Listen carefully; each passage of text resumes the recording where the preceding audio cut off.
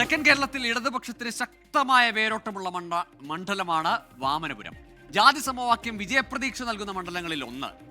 LDFന്റെ ഉറച്ച കോട്ടയാണെങ്കിലും ഇത്തവണ മണ്ഡലം പിടിച്ചെടുക്കുമെന്നാണ് UDFന്റെ അവകാശവാദം. എന്നും LDFനൊപ്പം നിലകൊണ്ട മണ്ഡലമാണ് വാമനപുരം. UDFന് ആധിപത്യമുറപ്പിക്കാൻ ഒരു തവണ മാത്രമാണ് കഴിഞ്ഞത്. ഇത്തവണ ആര് വീഴും ആര് വാഴുമെന്നറിയില്ല. 50 വർഷത്തിലധികമായി ഇടതുപക്ഷത്തിനൊപ്പമാണ് വാമനപുരം. 9 പഞ്ചായത്തുകൾ ചുറ്റപ്പെട്ട് കിടക്കുന്ന ഗ്രാമീണ മേഖല. ഇതുവരെയുള്ള വികസനങ്ങൾ ചൂണ്ടിക്കാട്ടിയാണ് LDF സ്ഥാനാർത്ഥിയായ നിലവിലെ MLA DK മുരളി വോട്ട് തേടുന്നത്.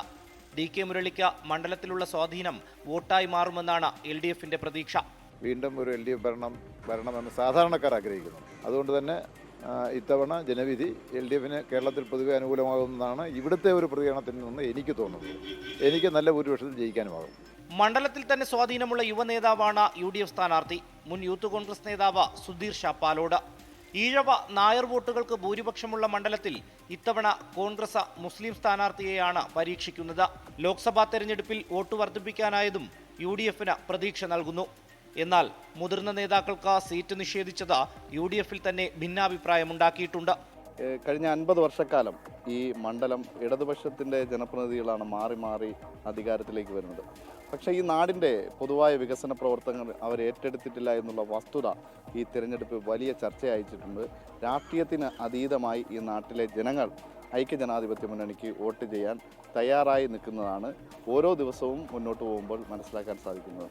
NDAയിൽ BDJSനാണ് സീറ്റ്. BDJS നേതാവ് വേണു കാരണവരാണ് NDA സ്ഥാനാർത്ഥി.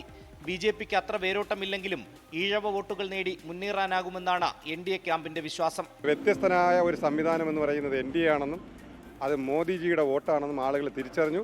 100% ഒരു വിജയപ്രതീക്ഷയോടുകൂടി തന്നെയാണ് ഈ വോട്ട് പിടിച്ചുകൊണ്ടിരിക്കുന്നത്. BSPക്കും DHRMനും സ്ഥാനാർത്ഥികളുണ്ട്.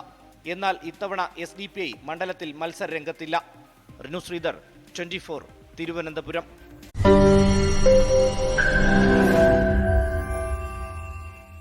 ലോകത്തെവിടെയായാലും ഏത് സമയത്തും 24 വാർത്തകളും ഓഗ്മെന്റഡ് റിയാലിറ്റി പാക്കേജുകളും എക്സ്പ്ലെയിനറുകളും വിശദമായി കാണാൻ ഞങ്ങളുടെ YouTube ചാനൽ നിങ്ങൾക്ക് സബ്സ്ക്രൈബ് ചെയ്യാം.